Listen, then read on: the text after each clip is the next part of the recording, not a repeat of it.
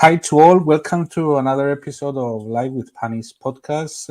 Today we have Nektarios Liolios uh, in Greek, but raised abroad for many years and working abroad for many years. Welcome, Nektarios, to the podcast. Hello, thanks for having me. We with Nektarios will discuss about fintech, well-being, and other stuff. Also from the upcoming Cyprus Fintech Summit in Cyprus. There is a link, and you can find more about the summit if you want to. If you are in Cyprus and you want to attend. But let's start, Nektarios. Let's start from you and your journey as an entrepreneur. You started from Swift. In innovation, I think. Tell us more about you. I can. I mean, first of all, it's pretty cool that I'm on a podcast where somebody pronounces my name correctly, because normally people struggle. So it's nice that you. My story is a bit of a zigzag one. Born and raised in Germany to immigrant Greek parents, moved to the UK in 1996.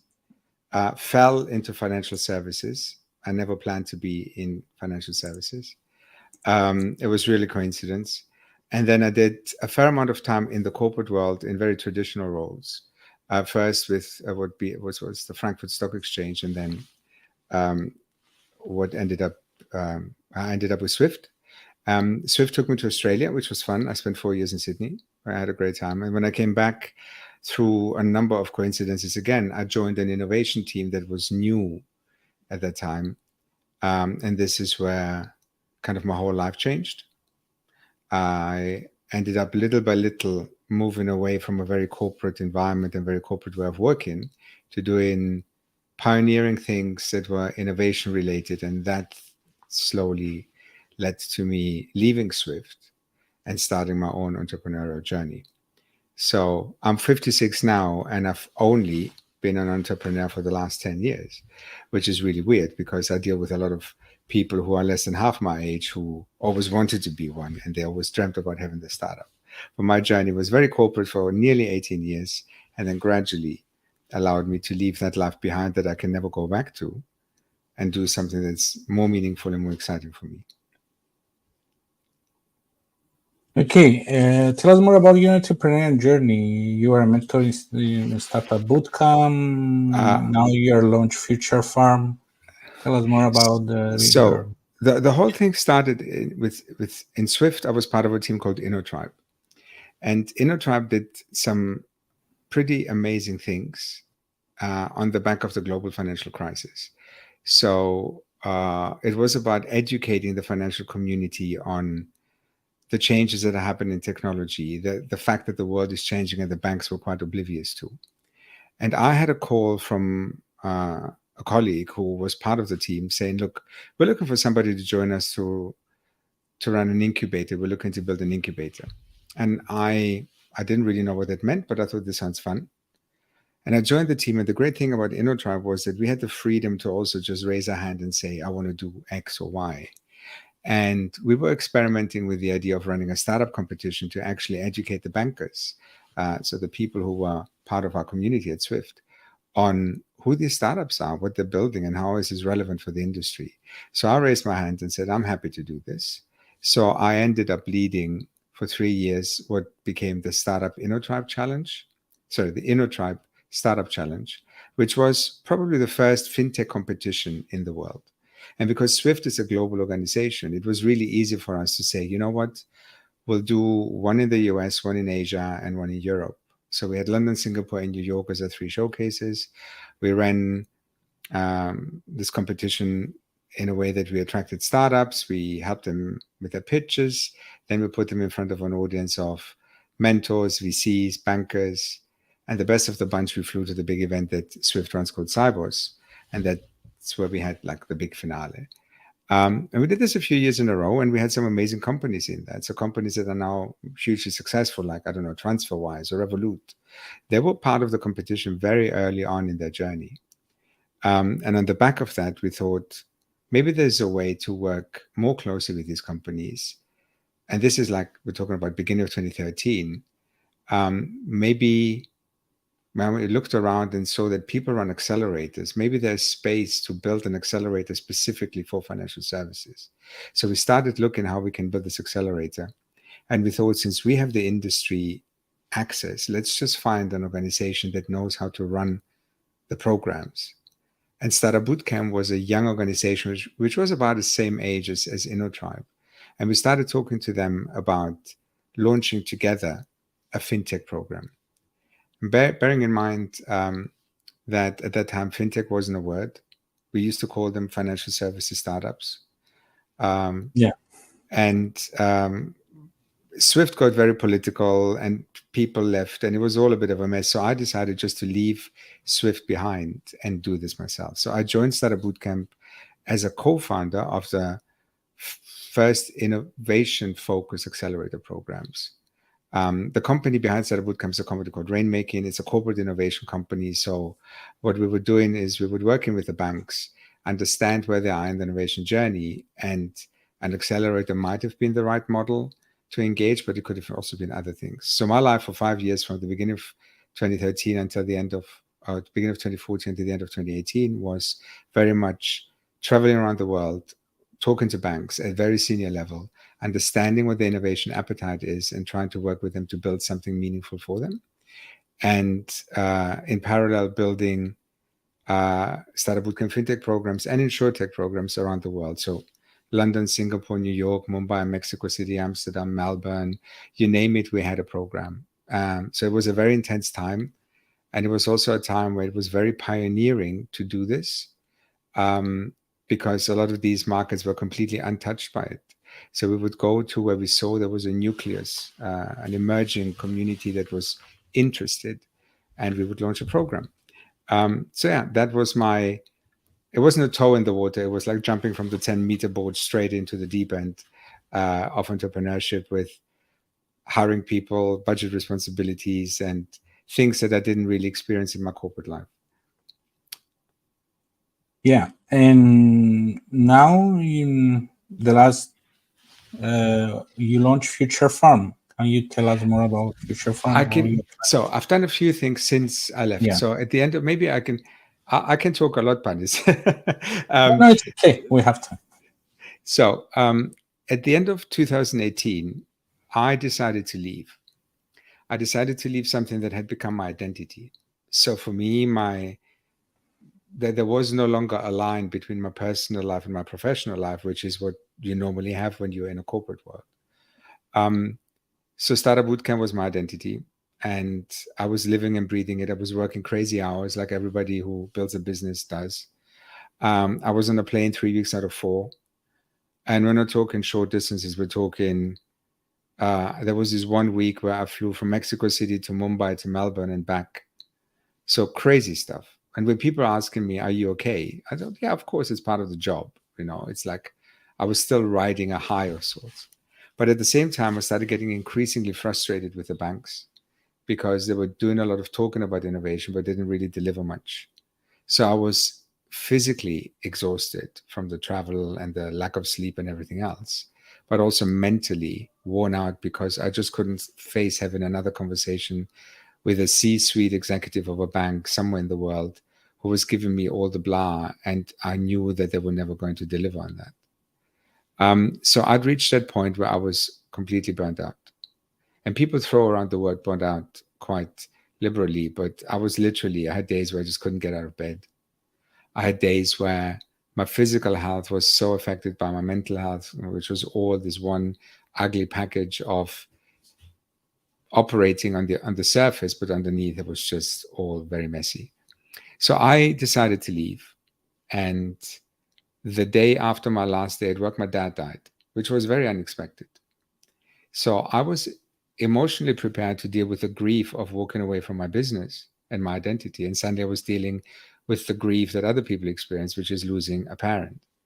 So this is at the end of 2018. So I spent the first 6 months of 2019 just floating, not really knowing what's going on, trying to make sense of everything and trying to get better myself physically.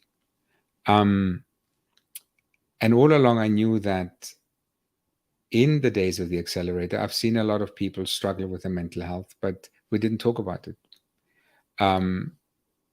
Bearing in mind that accelerators are usually aimed for very early stage companies. And that also means that we had a lot of first-time founders. So people who were quite young and naive coming into this entrepreneurial world, attracted by the shiny lights of Silicon Valley and the success stories that you would read on TechCrunch, and not really knowing how hard it is because nobody talks about it. So I was curious to see what I could do to help that. And sort of the second part of 2019 was me just having lots of coffees with people. And one of these coffees was a conversation with somebody I'd met before once briefly, called Vladi, who was thinking similarly about let's do something to help entrepreneurs, to help founders. And we played around with a bunch of ideas. And at the end, we founded the Future Farm, which is an advocacy platform more than anything else, awareness and advocacy to get people to hear stories of other people who are struggling and relate to it, and ultimately give themselves permission to acknowledge that this is bloody hard and maybe do something about it. In parallel, I also got back into FinTech. I actually started something that became the first LGBT bank in the world in the US called Daylight. I wasn't hands-on in this because I wasn't ready to go back into full-time business startup building. That ran for about 3 years. It shut down about a month ago for a number of reasons. But it was interesting to see that the other curiosity I had, which is how can you build financial services that are specific for a community that is being underserved by the system. And right now, I'm the founder of another fintech company called Radish, which is a lending company for underserved communities. So the Future Farm is one of those things. The podcast is still going. We still talk about mental health a lot, and that's what I will be discussing at the Cyprus FinTech Summit. But I'm finding myself, surprisingly, at the age of 56, being an early stage FinTech founder as well, with all the challenges that it brings. Yeah. Anyhow, the stats to achieve something, and the data to achieve something is with you, because it shows that more mature entrepreneurs, they have more chances, at least according to data, to succeed and build something global. We'll see. So you'll see, but you need also another young guy in the team, so he will bring maybe some more fresh ideas. But I don't believe if you are in an age you cannot bring fresh ideas. It's all about your thinking, and I don't believe age should be a factor. It's all about my thinking, because I'm around 43. I see myself, slowing lots of ideas, doing stuff. Recently, I lost also my mother. It's something that affected me also. So nobody understands the young guys, they see Silicon Valley, other regions, but they don't understand this roller coaster of emotions that you go through building a company, not only a startup, but in general building a company. What do you like to share on that? I mean, any advice, any tips, especially for the mental roller coaster, the ups and downs, and yeah. There's a lot to share. So first of all, I'm sorry to hear about your mom. I can relate to that. The reason I mentioned, by the way, my age is not so much that I think I'm too old for this, is I was ready just to have a bit of an easier life. I was ready just to kick back and put my feet up and have cocktails on the beach. But sometimes there's this one thing that you want to prove, and you've got a chip on your shoulder, and that you have no choice but do it. With whatever energy I have now at my age. All this to say, when we started the Future Farm, we did this for a number of reasons. One of them was we wanted people to just feel that they can say that it's hard. And, in the accelerator, I was part of the problem, because we told people the accelerator is a pressure cooker. You come into this, you're here for 3 months, And the idea behind this is you can build something faster inside the accelerator than you would do by yourself in the wild. But it meant that every day was 1% of the program, and the pressure on these people was enormous. And suddenly you see things and you realize this is clearly not good.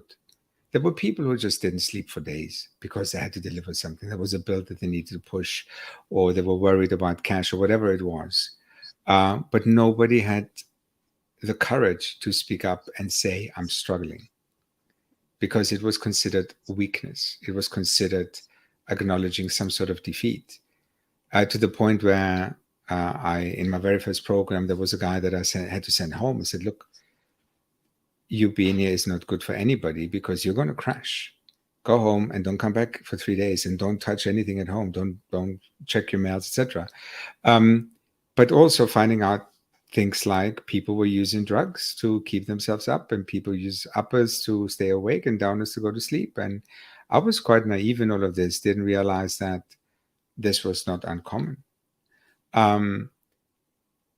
People were not capable to talk about the conflict in the team amongst co-founders, because it all had to look good on the outside. It's all about performance, right? And then when you start scratching the surface, you realize that people have huge conflict, and that causes, of course, stress as well. So little by little, you start unpeeling these layers and layers and layers of stresses on the founders that are heightened if it's your own business. I think it's different when you're in a corporate world and, I don't know, you disagree with your boss, or there's politics, or you have a colleague you don't like. But when it's your own business, and when you're building this because you're on this mission to save the world, then it becomes a lot more difficult. So when we started with the Future Farm, we realized that one of the things that we wanted to achieve was just getting people to acknowledge all the things that they're struggling with. Every single entrepreneur I've spoken to at some point talks about loneliness. Every single entrepreneur that I've spoken to talks about conflict. People have invested so much in their professional life, in their business, that they completely neglected their personal relationships. People go through breakups and divorces and lose all their friends because they're never around to take part in the social activities around them, and all these things. So we started with a podcast where we invited people who were happy to talk about their journey, to tell us their story, and to focus on 3 things. When did you realize you hit rock bottom? What are the signals that you saw before but you ignored? And what are you doing now to get better? Because we won't leave people with hope. But in order to make this interesting and representative, we looked to attract a very diverse group of guests. So diverse in terms of type of business and age and gender and stage of the business and the challenges that they faced. So it is a very, very broad pond. You can have so many different stories. And now we're recording the next season.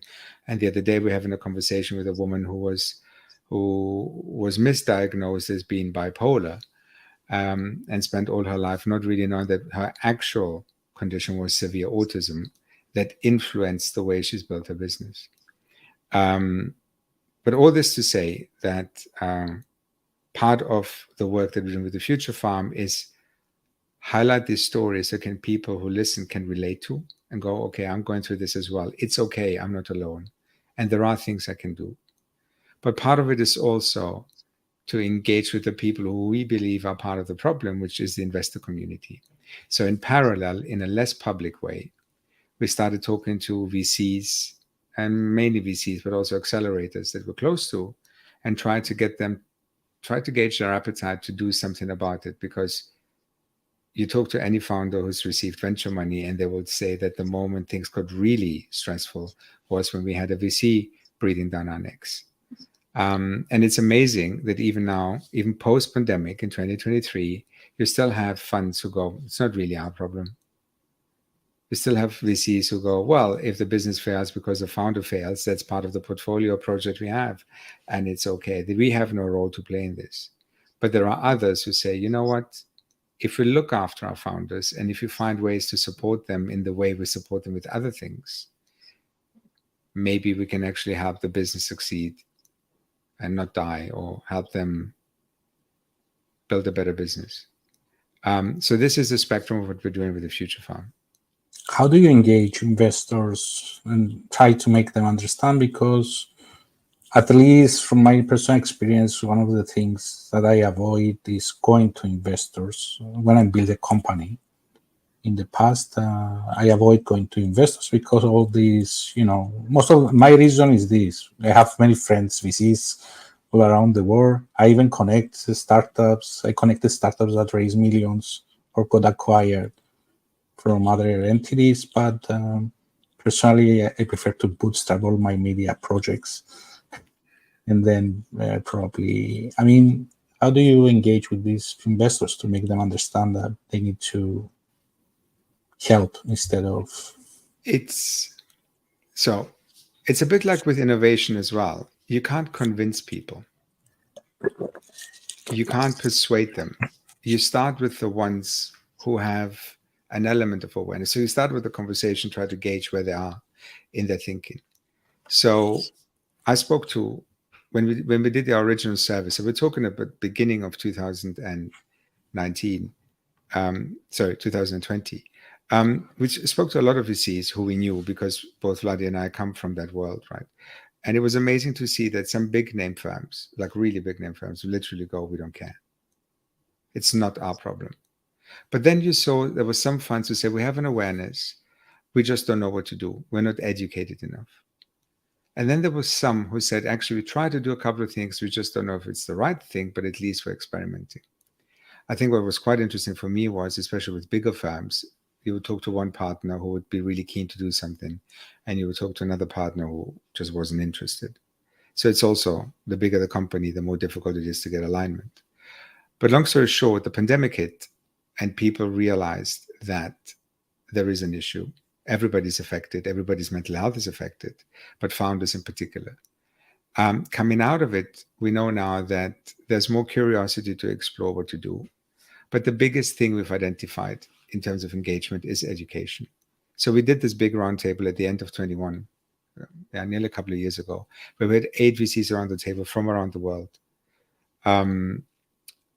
Literally around the world. It was West Coast US all the way through to New Zealand. It was hilarious because we couldn't find the right time zone. So some people had to do this in the middle of the night. And it was a 2-hour workshop where people were very sharey. And when you start talking about mental health, you realize people are quite happy to volunteer their own, sometimes staggering stories. And the conclusion was, we want to do something, but we need to be more educated. So they encouraged us to build a curriculum that we can then sell to VCs so they can actually educate their staff. So we built it. We haven't launched it yet.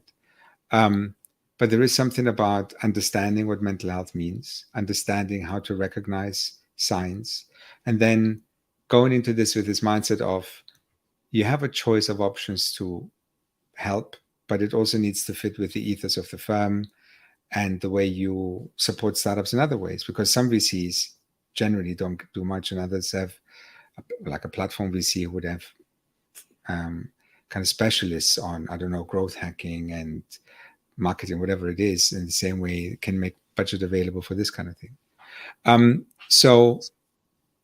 And this goes viral in itself. You can't force it. You have to find the people within the industry who then persuade their peers that they should be doing something about it. I don't think a VC would look at me and start in the conversation thinking, I don't care. And at the end of the conversation, go, oh, yes, I will do something about it. That's not how investors work. They're quite weird animals, and there's a lot of FOMO.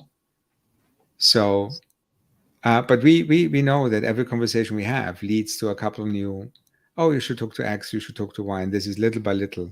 We've been doing this in the background. But our focus is very much more on caring about the founders and caring about prevention rather than fixing. So trying to get people to realize how to check themselves, how to identify that something's off, so they finally have the permission to do something about it. Our podcast would be watched or listened by many young entrepreneurs and entrepreneurs in general. So, what are some signs? Let's because I agree with the prevention stuff of what are some signs that you can share that might trigger, all this mental breakdown or yeah. Look, maybe we should talk first of all about the symptoms. Yeah. Because you mentioned mental breakdown. When we talk about mental health, it's a variety of different things. I'll give you an example of what happened this time last year at Money 2020 in Las Vegas. I was invited to host a session on the subject, and we had a panel, and we had two women on the panel to talk about their own mental health journey.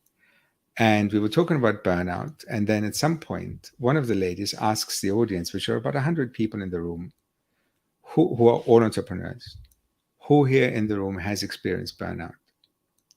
And about 80 people raised their hand, 80, right? And then one guy raised his hand and said, I think I don't even know what that means. So she gave a definition and then went, well, I have it too then. So the reason I'm saying this is there is sometimes we just don't have the vocabulary to describe what's going on. But even if we do, we have certain associations with things being negative just because they happen to us. When we talk to people and try to understand how they experience their own mental health and what are the signals, that's why we want to know from people what their signals, whether they ignored. It starts with things like not sleeping a lot, changes in your sleeping patterns. That's a very obvious one. It's things like anxiety. It's things like an element of losing your energy, like not being able to get out of bed, canceling calls that are important because you just can't face it, not taking part in social interactions. It's a long list, but it's all very unique to the individual. Excuse me. The other thing in all of this is because a lot of it is also related to conflict, like not being able to talk to your co-founders. If you know that you have something that you need to address and you don't have the guts to do it, it's clearly something wrong, and that's causing stress, and that can lead to the sleepless nights and everything else. People talk a lot about how they just when they come home, they can't talk to their partner about this because the partner is already maybe not happy with the fact that they've lost their partner to the business and they're not around anyway. So they want the little time that they have together to be about other things, about family, about their life, etc. So as an element of isolation that happens a lot, where people end up hanging only with people who live in the same world, and that sort of accentuates the whole kind of vicious cycle. When it comes to what people experience when they felt they hit rock bottom, is usually very clear moments that they remember, either because somebody else talked to them, or even in one case that we had friends stage an intervention, like literally friends got together, invited this guy over, and they said, you're not going to leave this room and go back to where you were. We're going to bought you a ticket to Bali, and you're going to be spending a week in a retreat to get better. So it can get quite extreme. The key thing in all of this is that everybody knows themselves best. And one of the things that is really important to us when we have sessions on the subject is to leave people with the sense of it all starts with self-reflection. Find a way to check yourself and see what's changed. And when you do that, normally you don't want to acknowledge it, but something's different, or something's bothering you. But that checking yourself is the first step. Without that, nothing's going to happen. And a lot of times, people that we come across who are in the middle of the roller coaster, in the spiral, they're not ready to talk about things yet because they don't even want to acknowledge that something's happening. There is a lot of science actually around how when we talk about mental health, it actually has physiological causes. So somebody who's suffering from depression, the brain works differently. The signals that go through your body work differently. So it's not just something where people think, oh, somebody's just a bit sad. It is a fundamental change in the way your body works. And this is something that can also be helped with medication. But these things also don't happen overnight. So usually there's trigger events, there's trauma, there's a variety of different things. So this is where the whole subject gets very complex, Panis. And I realized I started meandering a little bit. So I want to give it a chance to bring it back. Yeah, I mean, okay, one of the problems that I have seen also with myself also and other entrepreneurs is the balance of work life, and how do you balance. Of course, for every person it's a bit different, but maybe you can share some, I don't know, a tip or something, or a cool story, I don't know, on how you can balance your work life and Balance is an entertainment. interesting one. Yeah. I think I would take one step back first before we talk about balance. Because in order to be able to have a balanced view on the world, you need to sort of learn to ignore the BS stories that you hear about entrepreneurial life. And this is difficult, right? Because guess what? Even now, the majority of things you read about startups is either the high profile wins. Oh, this company raised X million. There were two dudes who built something with ChatGPT, blah, blah, and they raised 100 million on the back of a PowerPoint presentation. And that becomes attractive, and you get FOMO, and it triggers off a particular reaction in you, right? And being able to look at this and switch off the, oh, I want that, is really hard. But that's part of the reason then you end up getting disappointed when you don't get that, right? But reality is that there's a lot of hype, and nobody, I mean, once a year on World Mental Health Day, or maybe a couple of times a year, you will have somebody talking a little bit about how difficult it is to build a startup and the fact that more than 90% of all attempts fail, right? And we know this intellectually, but there's this cognitive dissonance between what we know to be true and what we see and how we feel about it. I mean, I'm talking about this myself now. We're building a business. We're struggling to raise money. We know that if we had the money, we could succeed with something amazing. And at the same time, it's really difficult to also go realistically. Our chances to succeed are very, very small, because that's the entrepreneurial mind that gets you to just bite into the thing and not let go, right? But I just find it important to, every time I have the chance to talk about this, to go, you only see the glitzy side of entrepreneurship. You read the books by the big guys, you read the success stories. And when you hear about something failing, I don't know if you hear the WeWork story or the Theranos story, it's about the individual, but it still focuses on the fact that these people managed to excite investors and they managed to build something great. And only after that it fell apart. So it's not all gold that shines, is an expression that we have in Germany. And I think that's part of it is that. Now, what can you do to look after yourself? Is every single person that we've spoken to who's been through this goes, don't neglect your body. Physical exercise, the right kind of diet matters. And guess what? When things get stressful, it's the first thing that goes out of the window. So this requires actual effort. Now, when we talk about this, we also try to make sure that people beyond the awareness don't get overwhelmed, because as an entrepreneur, of course, you want to boil the ocean and you want to do everything right. And it's like, look, if you know something's up, something's off, just start with a small step, literally a small step. And we had this one wonderful founder, actually, this was a VC who was talking about his mental health journey from Singapore, was saying that he just started running. And it wasn't like a 5K run on day one. It was a very short run on the day one, but then he slowly increased it, and now it's become part of his particular routine. And I think this individual small step towards something is very important. I found a really good outlet for myself was journaling. And I read a lot about it, and I thought it was just a lot of crap. I really didn't believe in it when I read about it. And then I found a platform where you can do this online with other people in silence. So the beginning of 21, every morning at 7:38, something like this. I would dial in for half an hour. There were about 50 people on the call. It was a Zoom call. You would see each other, but you wouldn't talk. And then they had a type form with a couple of prompt questions about how do you feel today?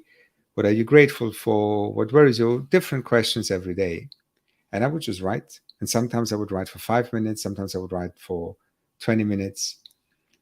And it did two things. The one thing for me was that it forced me to acknowledge the good things, which is super important for my own well-being, to actually go, it's not all terrible. But also going back to some of these things 2 months later and looking how some things were super, super important on that day, 3 weeks later had disappeared. So it also gave me some perspective. And I think the value of journaling is this structured way of taking a moment to think about stuff. Because it's really easy not to think about things when things are all over the place. So it's very individual, but it's also, it has to work for you. It has to work with your personality, your things that you like. You can't force somebody to do something they hate. But balance comes from small steps to doing something that is actually good for you. Going for a walk, not drinking every night. It's a variety of things. I think it sort of links to a third thing. So if you have the self-awareness and the small steps, the third thing that for us is super important that people kind of take away is what we call sharing. It's talking to somebody else. Don't bottle it all in. Don't keep it to yourself, because nobody benefits from it. Personally, how do you deal with negative feedback or negative feelings? Yeah, maybe there is. Oh, that's a very different question, Panis. Yeah. Look, I'm a very sensitive person and very empathetic. It's really difficult for me to hear something negative and not process it. I don't have a shield like other people do. You can throw anything at me, and I'm the first person to go, A, that's hurtful. B, why did they say it? And what have I done to contribute to this?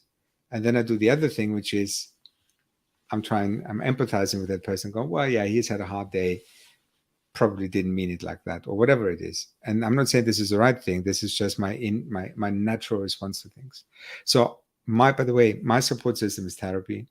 So I've had therapy on and off for a long time. And a lot of these things are taken to therapy. So for me, some of these negative thoughts or negative emotions is stuff that I invested time, into learning how to process. So I grew up in a very immigrant household, right? So if I would come home from school and I had 95% on my paper, my parents would not celebrate the 95%. They would focus on the missing 5. It was always improve, fix. And then growing up in Germany, again, everything is built around improving and fixing things because things have to work.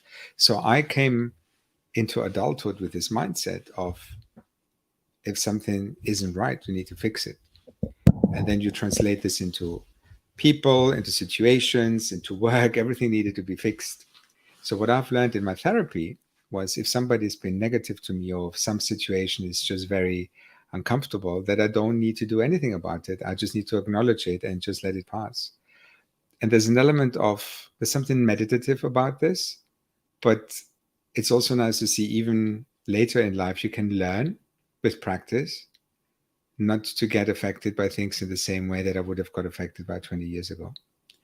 I find therapy super useful, and I don't think it's for everybody, but it's a really useful tool for me to talk about stuff with somebody who's not judging, but is also in a position to say, hold the mirror up and say, these are the words you use, but this is what I'm hearing.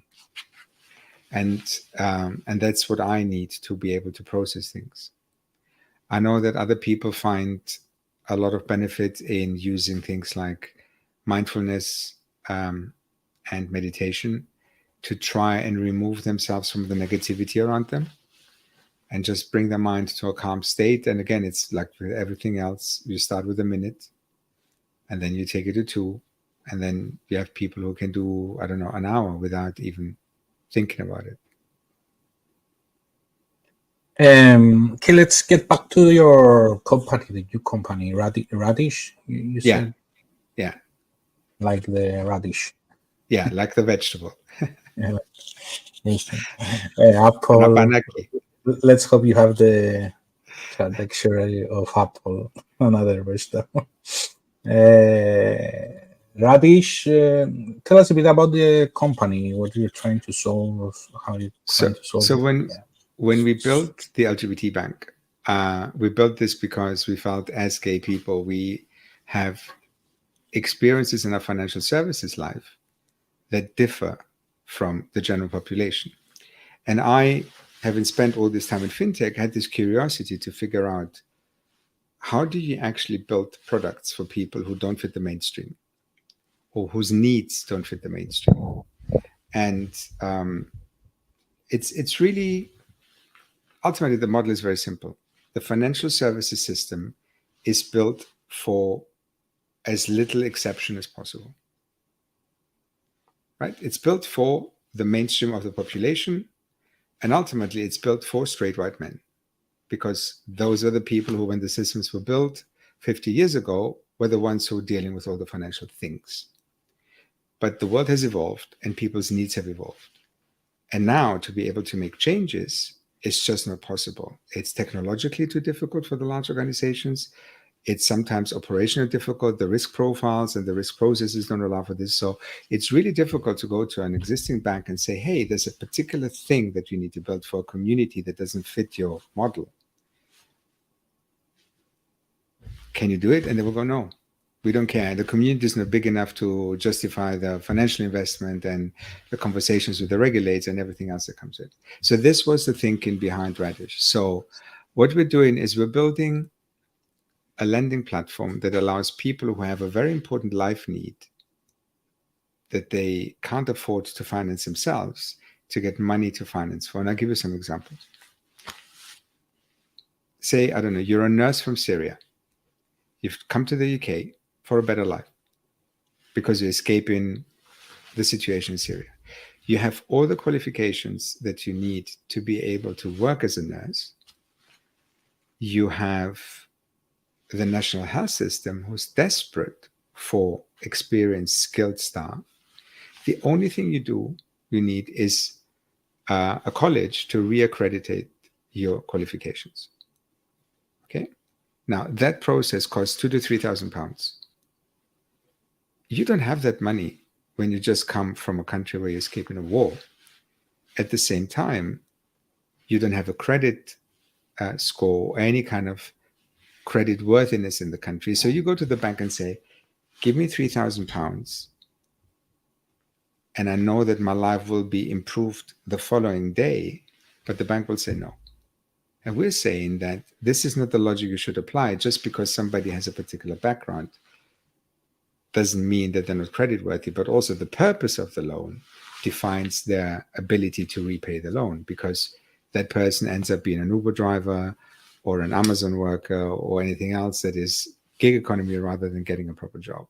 So, and we're taking all these communities, and we've got a lot of different communities who all come with these very specific needs. I don't know, being somebody who's just left prison and needs immediately training to not reoffend, or a woman escaping domestic abuse who was in an abusive situation and never had the chance to build her own credit score, or an elderly couple who needs to make changes in their house so they don't have to move to a home. But again, the bank will not give them money because they're too old and they have no income. So there's community-specific needs that are not being met by the system.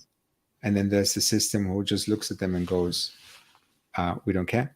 It's as simple as that. So we're building something from scratch that allows us to do this in a smart way, where we are confident that we can underwrite better than the banks can, because we apply a very different lens on the same data that the bank looks at. Yeah, that's very interesting. And okay. The problem I would see, not the problem, the challenge would be how to scale up this thing. That's all Trust me, we've been through this conversation many a time. It's all scalable. Yeah.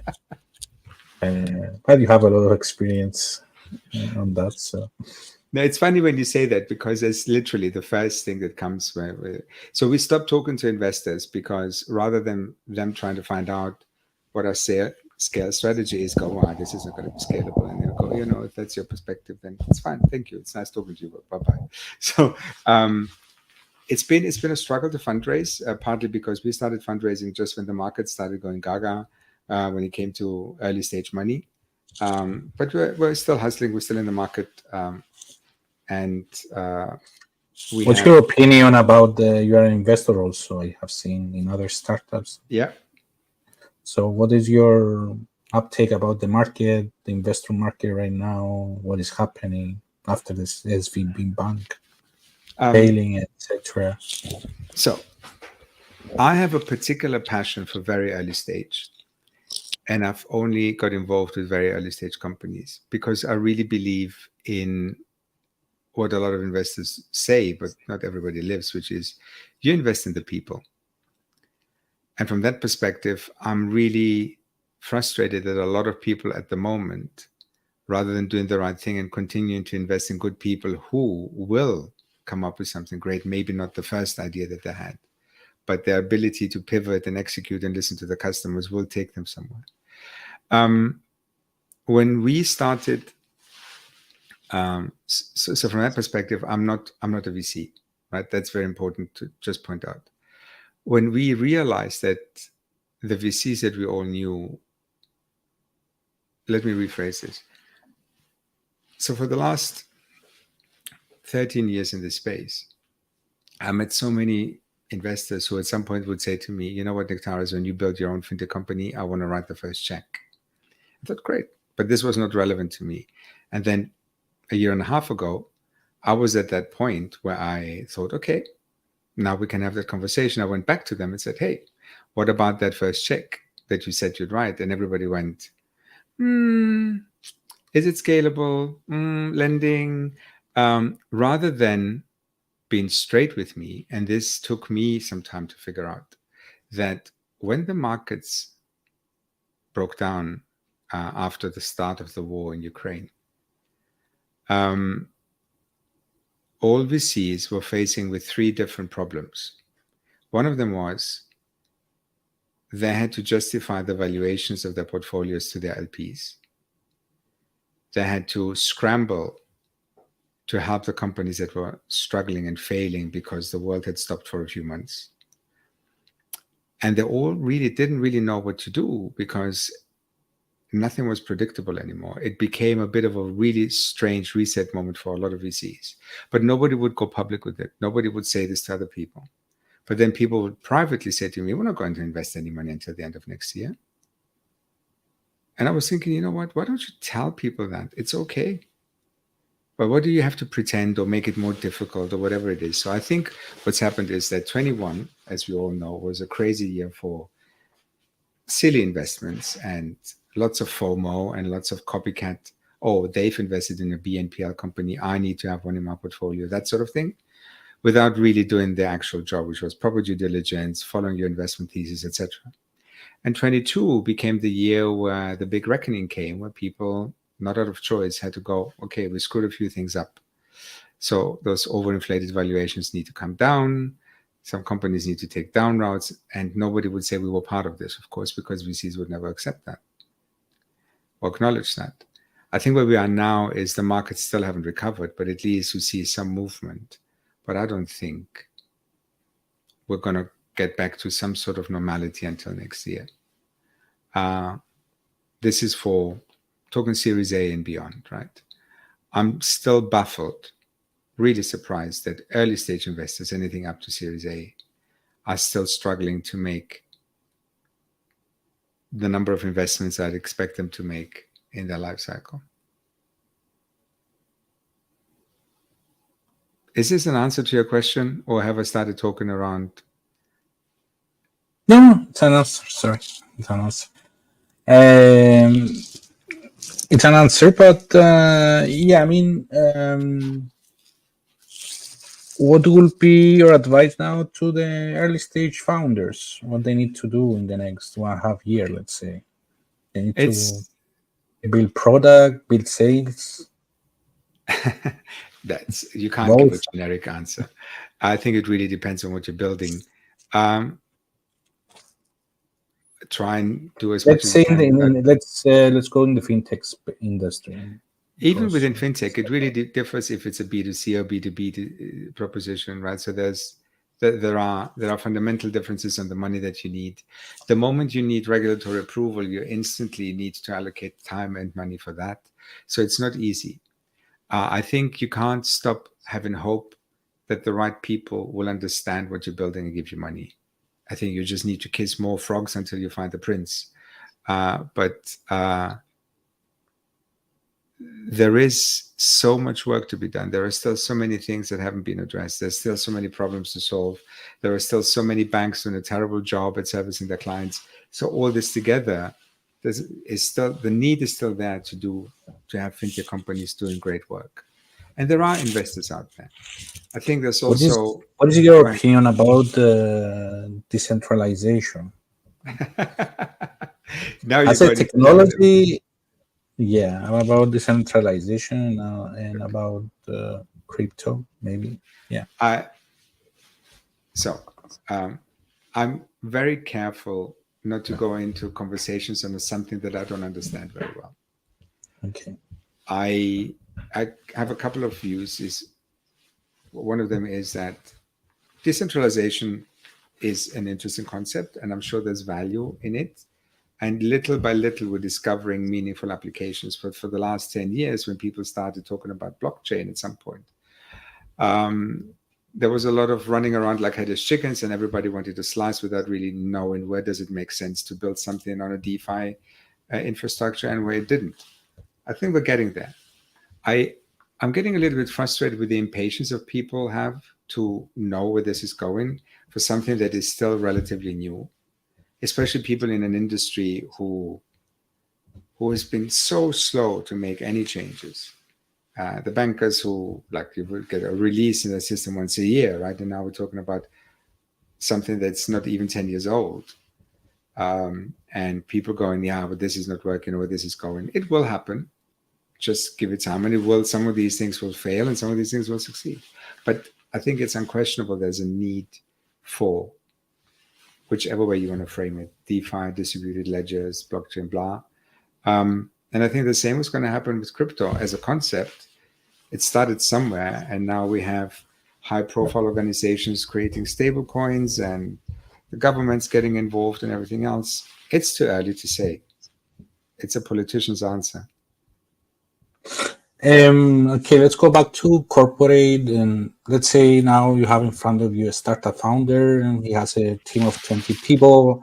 How can this CEO incorporate more well-being in its company? What do you suggest to him? Maybe some tips, some tools. I don't know. So Jay, sorry, can you repeat the question? Yeah, the question is, you have a startup founder in front of you. He has like a team of 20, 30 people, an early stage startup. What will be your tips in incorporate more well-being procedures in the company, maybe? I don't know, team building activities, tools. I think the key thing for me is a lot of founders start a business because they have a great idea or they're great in technology, and they don't necessarily become leaders. So a lot of the companies that you describe, a company that you describe with a CEO and 20 people in the team, have a CEO because they happen to be the first person in the business, not necessarily the best person to lead the company. I think when I have conversations with CEOs who talk to me about culture and about mental health, it's usually is put people around you who understand this. But this is usually already too late. I think it's more important for the very early stage companies to listen and go, culture is not something you think about once you started growing. Culture is something you think about from day one, and that comes with an awareness about your mental well-being, a conversation about conflict, a conversation about hiring, and not hiring people who look like you and not hiring people who think like you, because that's what ends up leading cultures, creating cultures that are not healthy, that contribute to all the different things we talked about earlier. So I think it's never too late to think about what culture you're building in your company. But sometimes it's really difficult to change things once you've created an environment where everybody doesn't feel that they have the opportunity to talk about stuff.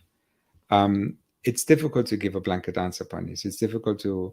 I think this is work for an individual with every individual company, because every company is different.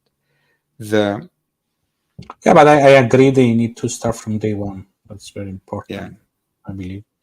And building the culture, the culture in any startup company or in tech company, it needs to be from day one. I really believe in leading with vulnerability, and this is not something you can train people to, but it served me. I like being very open about whatever I'm going through, but I know that some of the CEOs and some of my friends and startup founders would never do that because they consider this as a weakness. I see this as a strength. Some of it is cultural, some of it is gender specific. Women are usually more comfortable with vulnerability than men, but the majority of startup founders are guys, so therefore you have an imbalance already. Mediterranean cultures, certain Asian cultures, there's a different mindset when it comes to what vulnerability means. So I think it's a very complex conversation. In terms of, in the Cyprus FinTech Summit, we'll discuss these things with the audience and the panelists. The other panelists, what the audience can expect from you, or the discussion, from you. So the panel that I'm on is more generic, not just on startups. So we went into a lot more detail about the specifics of entrepreneurship. The conversation we're having is very much around well-being in an organization, be it large or small. And there are differences and there are similarities. So we're focusing on understanding them. We talk about culture. We talk also about the specifics of the differences between somebody in a leadership position in a large organization versus a leadership position in a startup. It's going to be great. Cool. Yeah, we're happy to have you and all the speakers in Cyprus FinTech Summit. That would be great. Actually, it's one of the fintech events that happen in Cyprus, and they have very good speakers. Coming from abroad, and that would be cool. And I believe super also educational and good. My last question is about the last question that I do all my guests is about, if you are not doing what you are doing right now, building future from Radish or whatever, what you will be doing? I have heard that in a previous podcast. You said that you wanted, when you were young, you wanted to become a breakdance. Yeah, that was my dream as a 12-year-old teenager when I discovered. I don't know if you still breakdance. I wanted to be a breakdancer. That's not going to happen. I love people. It would still be something around people. I love food. I have this idea about a very specific kind of cocktail bar. So who knows? But I think it's more likely that I will be still somewhere on the street talking to people and trying to figure out what goes on in their heads, because that's what I'm most curious about. And a breakdance, of course. Yeah, maybe combine cocktails and breakdance, something like this. The only thing that in breakdance and hip hop, people they usually don't drink; they dance a lot. Fair enough.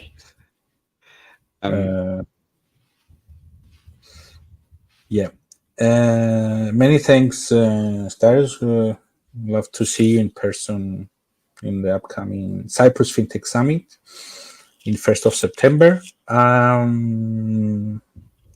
It was a great discussion with many interesting stuff.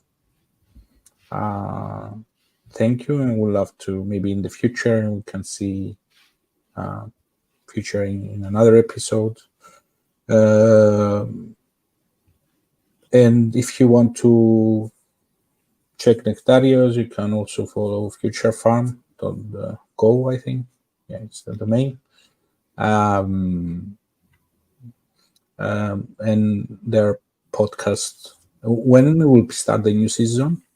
So you can find the easiest way to find me is on LinkedIn. Just look my name up. Yeah. We're relaunching Naked. The podcast is Naked, called Naked. We're launching in about 3 weeks. So the first episode is going to be sometime in mid-September, and then we go back into our usual cycle.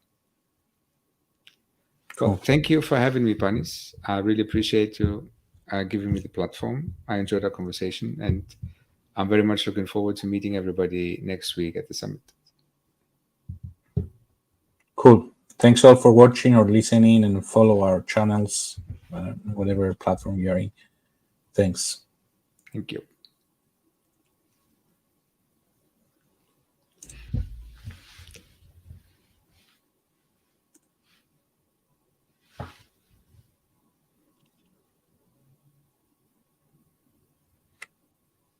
Many things. You have another meeting? Yes, I need to leave, so I'm a little bit late. I had allocated an hour, so we're overrun a bit. So if you don't mind, let's wrap up, and then I'll see you next week.